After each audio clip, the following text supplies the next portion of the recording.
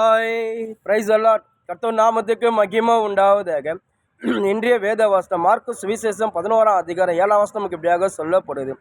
அவர்கள் அந்த குட்டியை இயேசுவிடத்திலே கொண்டு வந்து அதன் மேல் தங்கள் வஸ்திரங்களை போட்டார்கள். அவர் அதன் மேல் ஏறி போனார்.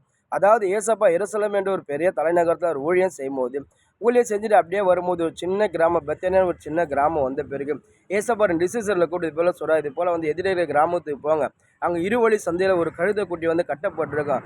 அந்த கழுதோட கட்டை அவுத்து கொண்டு வாங்க. நீங்கள் அந்த கழுதையை கொண்டு வரும்போது வயலில் யாருன்னா கேட்டாங்கன்னா இது ஆண்டோருக்கு வேணும்னு சொல்லி ஏசப்பா 2 சீசனில் கூப்பிட்டு 2 சீசன் ஏசப்பா சொல்லி அனுப்புறாங்க. அதே போல் 2 சீசனுங்க போயிட்டு ஏசப்பா கற்பித்தபடி அவங்க எதிர்க்க கிராமத்தில் போகிறாங்க. போன பிறகு அங்கே இருவழி சந்தையில் ஒரு கழுதை குட்டி அதே போல் கட்டப்பட்ட சூழ்நிலை.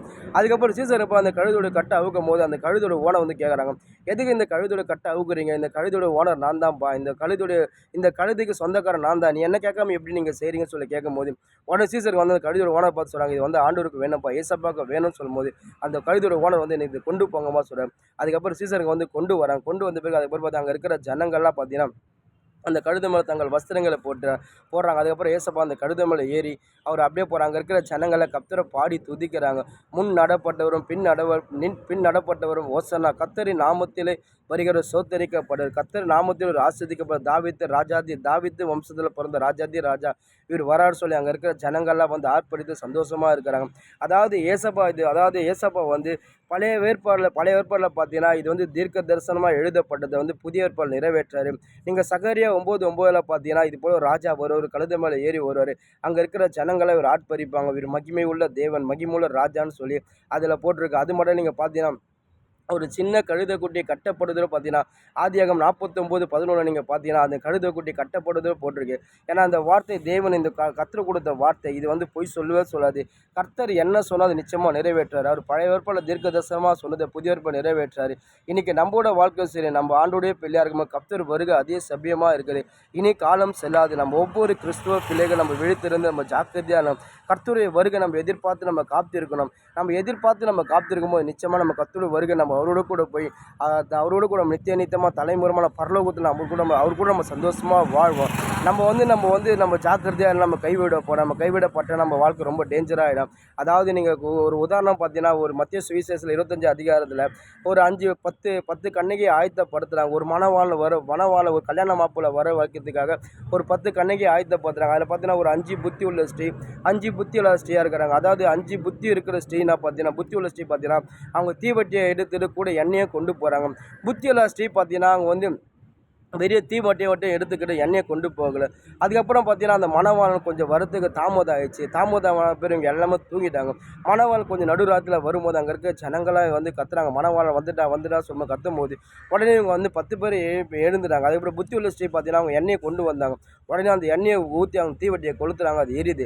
புத்தி உள்ள ஸ்ரீ என்ன பண்ணாங்க, வெறும் தீவட்டி மட்டும் தான் கொண்டு வந்தாங்க, அவங்க எண்ணெயை கொண்டு வரல.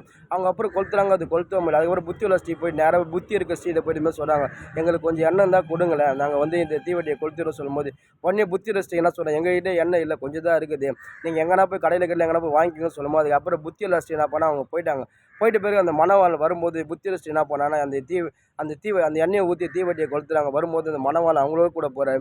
அப்புறம் கல்யாண வீட்டில் அவங்க போன அந்த கதவு அடைக்கப்பட்டு அதுக்கப்புறம் புத்தி ரசிட்டு இப்போ எங்கெங்கேயும் போய் எண்ணெயை வாங்கி அவங்க ஊற்றி அதுக்கப்புறம் கொளுத்தின்னு அந்த தீவட்டியை கொளுத்தின்னு வராங்க.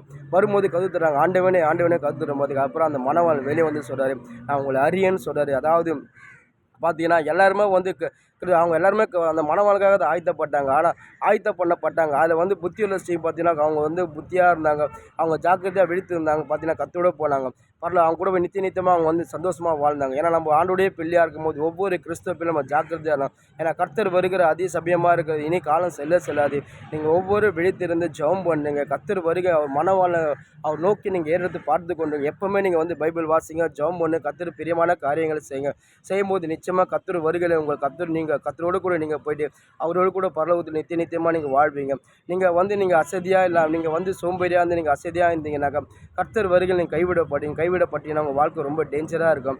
அதுதான் ஏசப்பா அதுக்கு தான் சீசனில் பார்த்து ஏசப்பா சொல்கிறார், நீங்கள் 1 மணி நேரம் விழித்திருந்து நீங்கள் சோதனைக்கு விட்படாதபடிக்கு நீங்கள் விழித்திருந்து ஜபிக்கக்கூடாதுன்னு சொல்லி ஏசப்பா சீசனில் பார்த்து சொல்கிறார். ஏன்னா நம்ம வந்து நம்ம ஆண்டுடைய பிள்ளையாக இருக்கும்போது நம்ம ஜபிக்கல நம்மளுக்கு தான் சோதனை வரும். நம்ம பைபிள் வாசிக்கணும் நம்மளுக்கு தான் சோதனை வரும். நம்மளுக்கு தான் வந்து பயங்கரமான வேதனை வரும். அதனால் நீங்கள் அந்த வேதனை தப்பித்து கொள்ளும்படி, சோதனை தப்பித்து கொள்ளும்படி நீங்கள் ஜாக்கிரதையாக விழித்திருந்து ஜெபம் பண்ணுங்க. கர்த்தருடைய வருகை அதிக சமயமாக இருக்குது. மணவாளனை நோக்கி காத்திருங்க. நீங்கள் கர்த்தரோடு கூட அவரோடு கூட பரலோகத்தில் போய் நித்தியமாக வாழ்த்துக்கு நீங்கள் ஆயத்தமாக இருங்க. ஆமென்.